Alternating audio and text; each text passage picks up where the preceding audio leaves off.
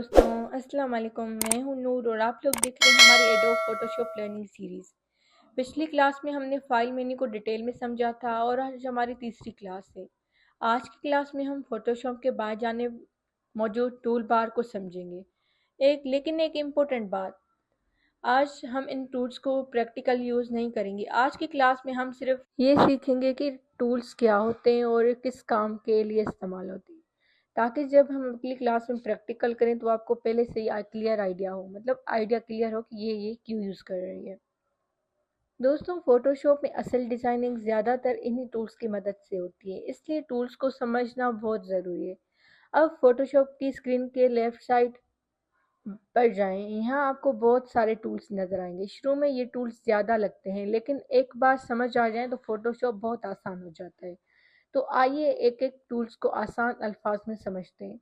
जो नंबर 1 पर होता है वो होता है मूव टूल। ये सबसे पहला टूल है। ये किसी भी शेप, टेक्स्ट, इमेज या लेयर को एक जगह से दूसरी जगह मुंतकिल करने के लिए इस्तेमाल होता है। मतलब फॉर एग्जांपल, आप किसी शेप को एक साइड से दूसरी साइड रखना चाहते हैं तो आप इसको मूव टूल के ज़रिए करेंगे। नंबर 2 पे होता है मर्की टूल।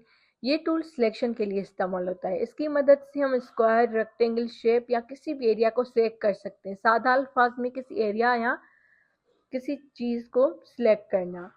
नंबर 3 पे होता है लेसो टूल। ये टूल फ्री सिलेक्शन होता है, मतलब टूल फ्री सिलेक्शन के लिए इस्तेमाल होता है। अगर ऑब्जेक्ट स्क्वायर या शेप रेक्टेंगल में ना हो तो हम हाथ से सिलेक्शन कर सकते हैं। मतलब जैसे कि हमें मर्की टूल में कुछ शेप मिलते हैं, सर्किल, रेक्टेंगल, ये आप उठाएं और उनके ज़रिए सिलेक्शन करें। लेकिन इस लेसो टूल के ज़रिए हम अपनी मर्ज़ी से जहाँ जहाँ सिलेक्शन करना चाहें, जो शेप जिस शेप में मतलब सिलेक्शन करना चाहें हम कर सकते हैं। नंबर 4 पर होता है क्विक सिलेक्शन टूल। ये फोटोशॉप के बहुत यूजफुल टूल में से एक है। ये खुदकार तरीके से ऑब्जेक्ट को सिलेक्ट करता है। सादा अल्फाज में ऑब्जेक्ट यानी क्विक सिलेक्शन टूल।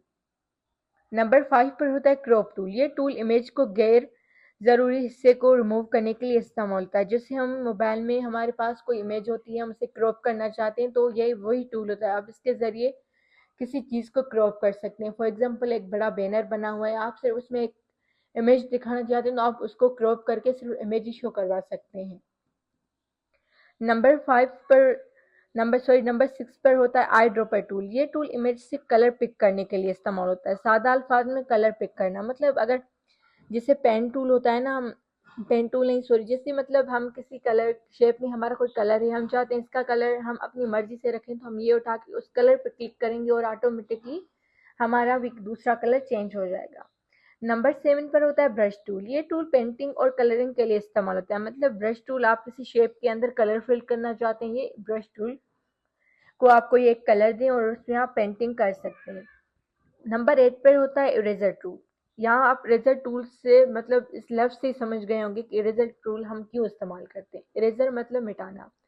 हम इरेजर टूल, जब हमें कोई अनवांटेड चीज़ हो वो रिमूव करनी हो तो उसके लिए हम इरेजर टूल इस्तेमाल करते हैं। इमेज हो, डिज़ाइन, किसी हिस्से को मिटाने के लिए। नंबर 9 पे होता है ग्रेडियंट। ग्रेडियंट मतलब हम एक ही बॉक्स में कहीं ज़्यादा कलर फिल करना चाहते हैं।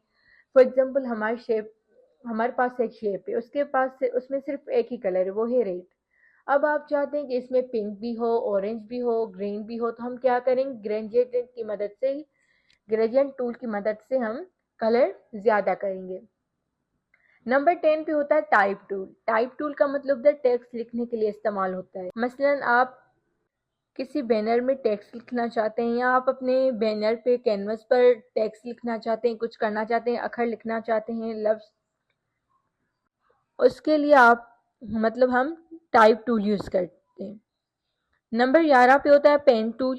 ये टूल प्रोफेशनल सिलेक्शन के लिए और शेप्स बनाने के लिए इस्तेमाल होता है।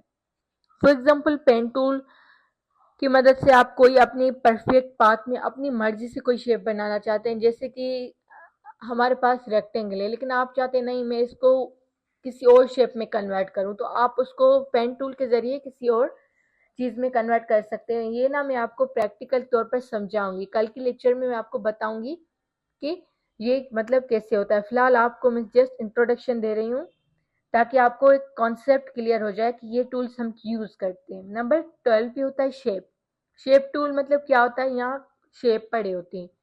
ये जो शेप पड़े हुए हैं यहाँ में से जो सर्किल है, रेक्टेंगल और स्टार वाला कोई भी शेप हम उठा के यहाँ पे रख सकते हैं अपने कैनवस पर। उसके बाद होता है हैंड टूल। हैंड टूल मतलब आप अपनी जो पूरी जो आपको नजर आ रहा है वाइट पेज, इसको उठाकर मतलब इधर उधर घुमा सकते हैं, इससे इसे हम हैंड टूल के। नंबर 14 पर होता है जूम टूल। ये टूल इमेज को बड़ा या छोटा दिखाने के लिए इस्तेमाल होता है। सादा अल्फाज में जैसे हम अपनी फोन में कोई चीज़ जूम करके देखते हैं तो हम अपनी 2 उंगलियों का इस्तेमाल करते हैं, फिर उसको जूम करते हैं, फिर उसको छोटा करते हैं। तो इसीलिए यहाँ पे भी अब पीसी में तो हम इसको टच कर नहीं सकते, इसीलिए यहाँ पे फोटोशॉप की जानिब से हमें एक टूल दिया गया है जिसे हम जूम टूल कहते हैं। इसके ज़रिए हम अपने कैनवस को करीब करके देख सकते हैं। तो ये हमारे जो है ना पूरे टूल बार है जो आज मैंने समझा है। दोस्तों आज की क्लास में हमने सिर्फ इंट्रोडक्शन टूल फोटोशॉप के मतलब टूल्स का इंट्रोड्यूस किया है, हम इनने अभी इनको प्रैक्टिकली यूज़ नहीं किया। अगली क्लास में हम तमाम टूल को स्टेप बाय स्टेप प्रैक्टिकल करके सीखेंगे। तब तक प्रैक्टिस के लिए सिर्फ टूल्स को पहचानें और याद करें। अल्लाह हाफिज़।